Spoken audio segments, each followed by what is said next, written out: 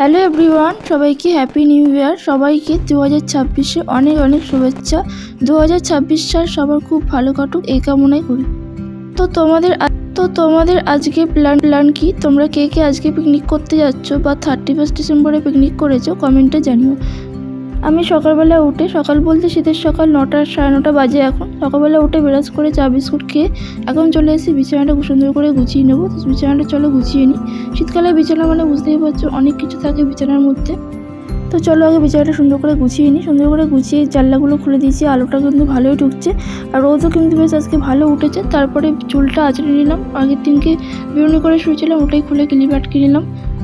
তারপর টিফিন করে চলে গেছিলাম স্নান করতে। টিফিনে খেয়েছিলাম পরোটা, আলু চচ্চড়ি আর একটা খেয়েছিলাম কাঁঠালি কলা।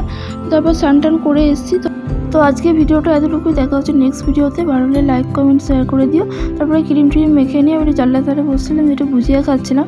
তারপর লাঞ্চে খেয়েছিলাম ধনেপাতা বাটা, পালং শাকের চচ্চড়ি আর হচ্ছে বেগুন ভাজা। আর পরে একটা কমলা লেবুর থেকে হাফ আমি হাফ মা খেয়েছিল। তো চলো আজকের মধ্যে টাটা, বাই।